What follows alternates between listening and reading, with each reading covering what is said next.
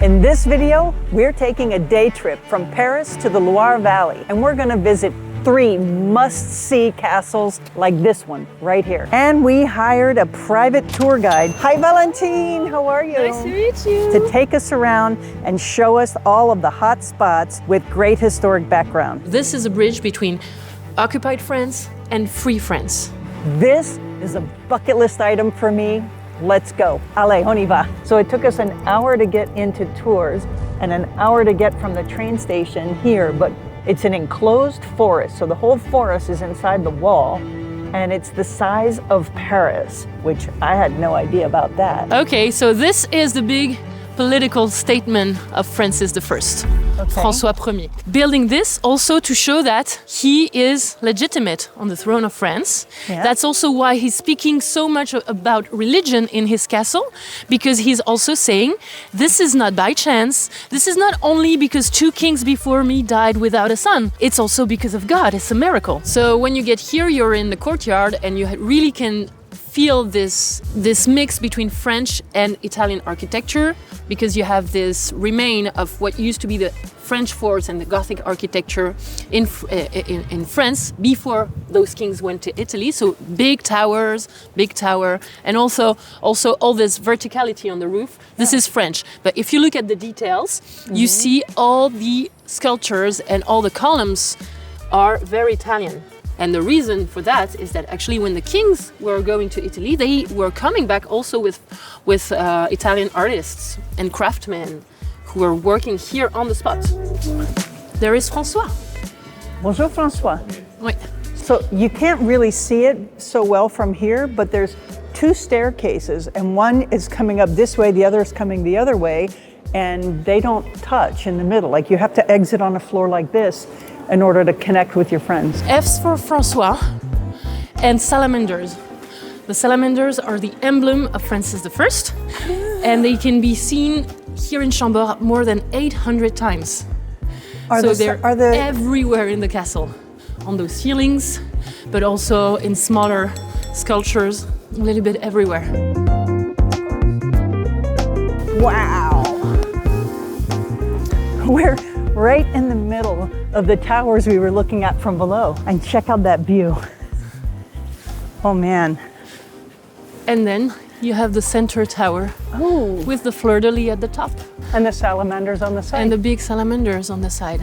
Val was telling me earlier that you see there's these black and circles and triangles and things in the walls, that this is a throwback to the Italian architecture and stuff, because over there they would have black and white marble in the cathedrals, and then over here they're using the local stone and the slate to have a little bit of the same effect. FRF, François, Roi de France, Francis, King of France. It's actually quite cool because when you're far away from the castle, you have this impression of this perfect white castle, and when you get close to it, every stone is graffitis. Oh, so this is not contemporary, so No. This is very old. They wrote their names. I mean, maybe some of this one may be new, but the old one here with the proper letters, that actually is old. Here we're going through a loggia that is also an Italian thing. You know, this outside-inside space is really Italian. You cannot find this in traditional French castles. So it's quite cool. And so this is the bed of the king. We can know that because it has this little stage. And then it has, well, the F's on the top, and also the 2 canopies that show that it's the canopies that are show that it's a more important person that is sleeping here. We don't have so many original furniture from the 1500s for 2 reasons. The fact that the kings were nomads, you know, they were never staying in the same castle. For example, Francis I, who is the king who was moving the most, in average during his 32 years of reign, he was moving every 16 days. So it means that he was going from one city to another, from one castle to another, and they were moving with the whole court, all the servants. That's a logistical nightmare.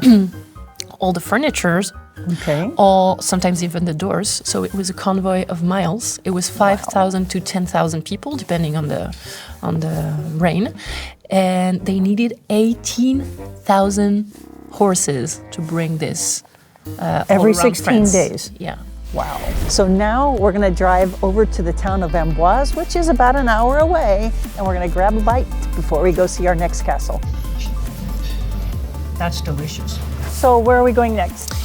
We are going to a small castle that is called Le Clos Lucé. Okay. It is the house where Leonardo da Vinci spent the last 3 years of his life. Leonardo da Vinci. Yes. Here in France. Yes. Okay. He was invited by King Francis I, that you already know now. Yes. And he spent 3 years here in Amboise, and he died in Amboise, and he is actually buried in the Château Royal d'Amboise, the royal castle of Amboise. And so he came all the way from Rome Yeah. to Amboise.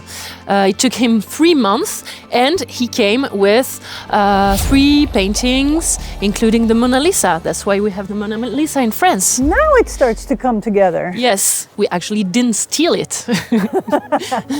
They call it a chateau, Oui. but it's more like a manor house. So this is the bedroom where Leonardo da Vinci died, Okay. where he wrote his last will, which is something very important for French history, because actually in his will, he wrote that he would give his the 3 paintings, including the Mona Lisa, to his pupil, and this pupil is the one who sold them to the King of France.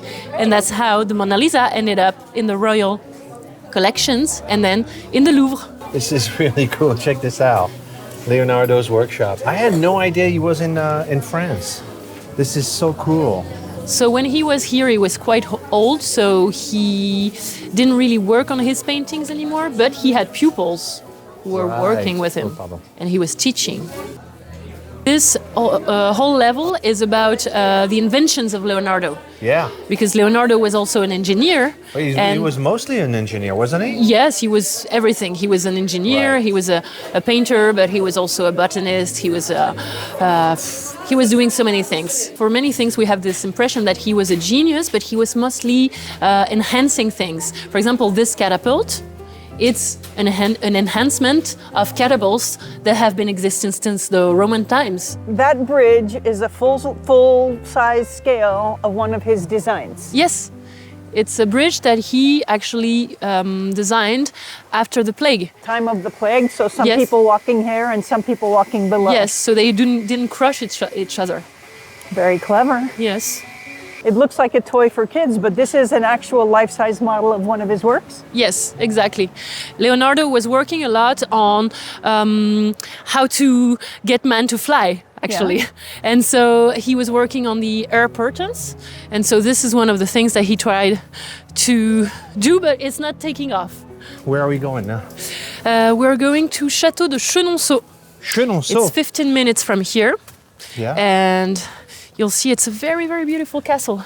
A lot of people ask us if we do tours around France and around Paris. And the truth is neither Colleen or I are professional tour guides, and we don't have the time to do it. That's why we've put together on our website a list of recommended tour guides that can take you to places like Normandy, Loire Valley, Champagne, even Lyon and Bordeaux, like Val took us today all day in Loire Valley. If it's the type of stuff that you would like for yourself, check it out. I put a link in the description below and see if it's a good fit for you. So this one is the Château de Chenonceau, which is the ladies' castle from what I've heard, and I can't wait to see what it is. I've seen pictures all around the metros in Paris and in books and things, and I'm just really excited to see it and learn about it.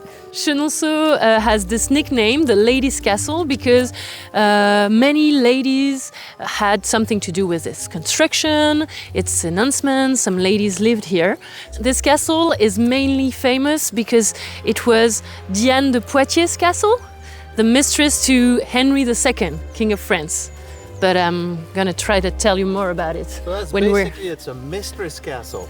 partly, not only. That is one heck of a moat. Check that out. Wow. Yes, because originally this place was a fortress. So you can see there's one tower that is remaining from the previous fort and the moats. And this used to be a drawbridge once upon a time. So you see, this is Catherine de Medici's garden. This is where she would throw some parties in the summers. She was a big party organizer, Catherine de' Medici, Yeah. because she was ruling France at the time of the wars of religion. And so between the Catholics and the Protestants. And so she wanted to reconcile everybody. And one of the tools that she had in her toolbox were the Socialization and parties. Yes. Here you get to this entrance is really the same thing as I told you before, this first French Renaissance. That is a structure that is French with the turrets on the sides and then the decoration, very intricate decoration sculptures that are really Italian inspired. And the salamander. Yeah. Again. Franco. Again, one thing that is good in this castle is that because it's a private castle, it's owned by a family, you have like flowers everywhere, fresh flowers. So this is the chapel. See the stained glass windows that are actually from the 1950s. Okay. Because a bomb, an American bomb, fell really close to the castle and all the original stained glass windows were destroyed. Sorry about that. No, you were trying to save us. And here, it's just like in Versailles. You have this balcony that is actually connected to the king's and queen's room. Yeah. So that they can attend mass without being with the rest peasants. of the nobles. With the noble Yeah, peasants. the noble peasants. What's next? We're gonna see the gallery over the Cher River. Oh, Which this is the is the best big part. salon we saw Yes. from outside. This is the part of the castle that goes over those arched bridge. Exactly. That's so stunning. Yes, if you look through the windows, you can see the river. This room was actually built by Catherine de' Medici, was finished in 1577. And Okay. we know that she threw a big party here because it's actually a ballroom. Yes. Again, these parties that she was throwing to try to make everyone happy and To not unite fight the against Catholics and the Protestants. and not fight against each other. This place was also important during the First World War, Okay. because the family who owns it today purchased the castle actually in 1913. Okay. So by 1914 they were already owning it, and they decided to transform the whole castle into a military hospital. And so this gallery was full of beds on both sides. So it's really the image that you have of a military hospital. In the Second World War, until 1942, France was divided into two parts. Remember this? Nazi-occupied France in the north and Vichy France in the south. Well, the border between those two parts was this river. Oh, okay, wow. so this is a bridge between occupied France and free France. And so the caretaker was somebody who would hide people in the woods and give them the go when the Nazi patrols that were here were going a little bit further, patrolling a little bit further, and would give the go to people that would run through this gallery to free France, try to escape to Spain and then to the US. This has been amazing. I feel like I saw the Loire Valley with a local friend that just lives here. I mean, I know you're a hired guide, but it feels like I'm here with a friend. Thank you. You're welcome. You're welcome. It was my pleasure. Now I'm gonna take you back to the train station so you can take your train back to Paris. Okay. So it was a great pleasure for me, and thank you for joining me. Oh, Awesome. Thank you. I'm gonna take the hood. That's awesome. If you like this video on a day trip to the Loire Valley, next I would watch this one with a visit to Antibes, or this one with 5 castles near Paris.